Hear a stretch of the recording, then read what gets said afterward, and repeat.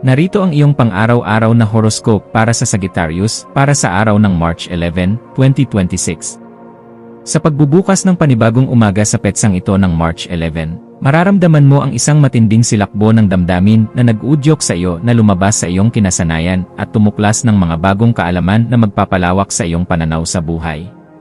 Ang mga planeta ay nagbibigay sa iyo ng isang pambihirang sigla upang harapin ang mga darating na hamon ng may ngiti sa iyong mga labi, habang pinapanatili ang iyong matatag na paninindigan sa mga bagay na alam mong tama at makatuwiran para sa iyong kinabukasan. Huwag kang matatakot na sumubok ng mga bagong landas dahil ang bawat hakbang na iyong gagawin ngayong maghapon ay punong-puno ng kislap ng pag-asa na magdadala sa iyo sa isang mas mataas na antas ng karunungan at kagalakan sa bawat sandali ng iyong pakikipagsapalaran. Pagdating sa iyong karera at mga tungkulin sa trabaho, ang araw na ito ay naghahandog ng isang napakagandang pagkakataon kung saan ang iyong husay sa pag-unawa sa malalaking konsepto at ang iyong mabusising paraan ng pagpapaliwanag ay lubos na hahangaan ng iyong mga nakatataas at mga kasamahan. Mapapansin nila ang iyong dedikasyon sa paghahanap ng katotohanan sa likod ng bawat proyekto. Kaya asahan ang isang positibong balita tungkol sa isang pagkakataong maglakbay o kumuha ng karagdagang pagsasanay na magpapataas sa iyong kalidad bilang isang profesional sa iyong larangan. Huwag kang mag-alinlangan na ibahagi ang iyong mga malawak na ideya dahil ang iyong talino sa sining ng pagbibigay ng inspirasyon ay sadyang kailangan upang mapanatili ang mataas na moral at produktibidad sa inyong pangkat sa bawat oras. Sa usaping pananalapi, ang petsang ito ay humihingi ng isang matalinong pagsusuri sa iyong mga nagawang budget upang masiguro na ang bawat bahagi ng iyong kita ay nailalagak sa mga bagay na nagbibigay ng tunay na kalayaan at hindi lamang sa mga biglaang udyok ng iyong pagnanais na gumastos. Maaaring may lumitaw na oportunidad para sa isang investment na may kinalaman sa edukasyon, turismo, o mga proyektong naglalayong magpalaganap ng kaalaman sa nakararami. Ngunit kailangan mong maging mabusisi sa bawat detalye bago mo ibigay ang iyong buong tiwala at puhunan. Ang pagiging masinop sa iyong mga gastusin at ang paglalaan ng sapat na halaga para sa iyong mga pangarap na makita ang mundo ay magbibigay sa iyo ng ganap na kagaanan sa loob ng iyong puso at katiyakan sa iyong matatag na kinabukasan. Ang aspeto ng pag-ibig at pakikipag-ugnayan para sa Sagittarius ay nasa isang yugto ng napakasayang pakikipagsapalaran at malalim na pagpapalitan ng mga ideya kung saan ang iyong puso ay naghahangad ng isang relasyon na puno ng kislap ng kalayaan at sapat na respeto sa iyong mga paniniwala. Ang pagpapakita ng iyong pagmamahal sa pamamagitan ng pag-aanyaya sa iyong katuwang na sumubok ng isang bagong aktibidad o ang pakikipag-usap ng mahinahon tungkol sa inyong mga pangarap sa buhay ay lalong magpapatatag sa inyong ugnayan sa bawat sandali ngayong araw. Para sa mga naghahanap pa ng makakasama, ang iyong masayahin at kagalang-galang na aura ay magsisilbing magnet para sa mga taong naghahangad ng isang partner na may matibay na paninindigan at marunong magpahalaga sa ganda ng karunungan. Ang iyong kalusugan ay dapat maging isa sa iyong mga pangunahing prioridad sa pamamagitan ng pagbibigay ng sapat na atensyon sa iyong mga hita at balakang na maaaring makaramdam ng pagod dahil sa iyong matinding paggalaw o paglalakad sa maghapon, habang tinatapos mo ang iyong mga gawain. Ang iyong katawan ay humihiling ng sapat na pahinga at pagkain ng mga pagkaing mayaman sa bitamina upang mapangalagaan ang iyong ningning habang tinatapos mo ang iyong mga mabusising obligasyon ng may sapat na katuwiran at lakas sa bawat hakbang. Ang pagsasagawa ng mga ehersisyong nagpapalakas ng iyong tibay gaya ng pagtakbo o ang simpleng pag-unat ng iyong katawan sa ilalim ng liwanag ng araw ay makakatulong upang mailabas ang mga negatibong vibes at mapalitan ito ng sariwang inspirasyon na magpapatatag sa iyo.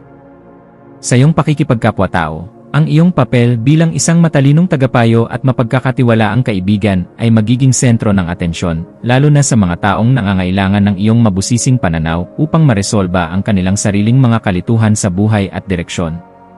May isang kakilala o malapit na kasama na maaaring lumapit sa iyo upang humingi ng tulong tungkol sa kung paano magiging mas positibo sa pagharap sa isang malaking hamon, at ang iyong mga salita ay magsisilbing gabay na magbibigay sa kanila ng bagong lakas. Maging mapagmasid sa bawat pakikipag-usap dahil ang bawat impormasyon na iyong ibabahagi ay nagtataglay ng kapangyarihan na makapagpabago ng pananaw ng iba nang may sapat na paggalang sa kanilang sariling kakayahan at kalayaan sa bawat kilos na iyong gagawin. Ang iyong malikhaing isipan ay magkakaroon ng pambihirang kislap sa hapon, lalo na sa mga gawaing may kinalaman sa pagpaplano ng mga biyahe, pagsusulat ng mga kwento ng pakikipagsapalaran, o anumang paraan ng pagpapahayag na nagpapakita ng iyong pagiging mabusisi sa sining ng pagtuklas. Huwag mong limitahan ang iyong sarili sa mga karaniwang pamamaraan lamang. Bagkus ay subukan ang mga makabagong estilo na magpapakita ng iyong galing habang pinapanatili ang kalidad at dangal ng iyong mga gawa para sa iyong sariling kaganapan at tagumpay. Ang pagbuo ng isang bagay na may layuning magbigay ng kagaanan at saya sa pakiramdam ng marami sa pamamagitan ng iyong mga natatanging talento ay nagbibigay sa iyo ng ganap na kaganapan na sadyang napakahalaga para sa iyong emosyonal na pag-unlad. Para sa pamilya, asahan ang isang kaganapan sa loob ng tahanan na mangangailangan ng iyong pagiging mahinahon upang maging maayos ang takbo ng inyong samahan sa kabila ng mga posibleng maliliit na usapin tungkol sa inyong mga paniniwala o mga plano para sa susunod na bakasyon. Ang iyong presensya ay magbibigay ng kagaanan dahil kaya mong magpaliwanag sa paraang madaling intindihin at may sapat na pagkilala sa nararamdamang pangangailangan ng bawat miyembro ng iyong pamilya sa bawat oras ng inyong pagsasama sa loob ng bahay. Maging mapagpatawad sa mga pagkukulang ng iyong mga mahal sa buhay at maging isang gabay na laging handang tumulong sa pag-aayos ng anumang aberya. Dahil ang matatag na pundasyon sa loob ng tahanan ang tunay mong sandigan sa bawat hamon na inyong haharapin. Ang iyong intuwisyon ay magsisilbing isang matalas na kumpas sa pagpapasya tungkol sa isang bagong oportunidad na may kinalaman sa iyong personal na paglago o sa pagpapaganda ng iyong sariling kasanayan sa pakikipag-ugnayan sa mga taong may malalim na karanasan. Kung may nararamdamang udyok na mag-enroll sa isang kurso o bumili ng mga kagamitan na magdadala ng higit na karunungan sa iyong paligid, gawin ito ngayon dahil ang daloy ng enerhiya ay pabor sa mga gawaing nagdadala ng bagong simula. Ang iyong panloob na boses ay malakas na nagpapaalala na handa ka na para sa isang mas mataas na antas ng kaganapan sa iyong pagkatao, kaya pakinggan ito, at huwag hayaang ang mga alinlangan ay humadlang sa iyong asenso patungo sa ruwok ng tagumpay. Sa aspeto ng edukasyon at pagkuha ng karunungan, ang iyong isipan ay magiging kasing talas ng isang kidlat na handang unawain ang bawat komplikadong impormasyon upang mahanap ang pinakaugat ng katotohanan sa iyong mga pinag-aralan ngayong araw na ito. Gamitin ang panahong ito upang magbasa ng mga materyales na magpapalawak ng iyong pangunawa sa mga usaping may kinalaman sa filosofiya, sining, o sa mga paraan ng wastong pamumuhay dahil ang mga ito ay sadyang makakatulong sa pagpapabuti ng iyong disposisyon. Ang bawat impormasyon na iyong matututunan ay magsisilbing hiya sa iyong isipan, kaya huwag kang titigil sa paghahanap ng liwanag hanggang sa marating mo ang ganap na kalinawan na iyong matagal nang hinahanap para sa iyong seguridad at katarungan. Iwasan ang pagiging masyadong kampante o ang pagbaliwala sa mga maliliit na detalye na maaaring maging sanhi ng kalituhan sa iyong mga transaksyon upang hindi ka makagawa ng pader na maglalayo sa iyo sa mga bagong pagkakataon na maaaring dumating. Ang pagpapanatili ng isang balanse sa pagitan ng iyong pagiging positibo at ng iyong pagiging mahinahon sa pagrepaso ng bawat impormasyon ay isang kasanayan na dapat mong pagtuunan ng pansin ngayong araw upang mas lalo kang irespeto ng lahat.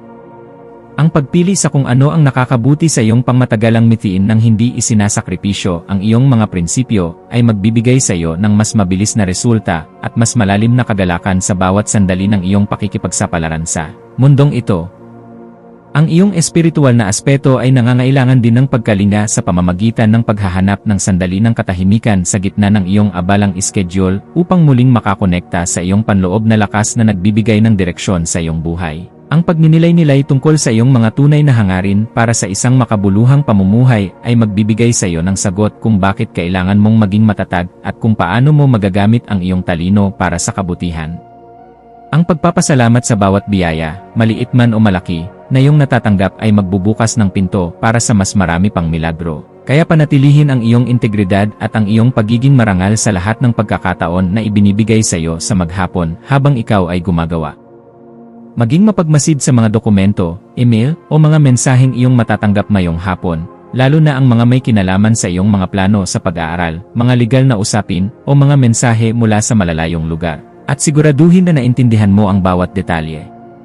Ang paghingi ng payo sa mga taong may sapat na karanasan sa iyong larangan o sa iyong mga mentor ay isang matalinong hakbang na dapat mong gawin upang maprotektahan ang iyong mga interes at ang iyong pinaghirapan sa loob ng mahabang panahon. Ang pag-iingat sa ganitong mga usapin ay magbibigay sa iyo ng kapanatagan na ang iyong mga hakbang ay nasa loob ng katuwiran at hindi ka malalagay sa alanganin dahil lamang sa kakulangan sa mabusising pagsusuri ng bawat datos.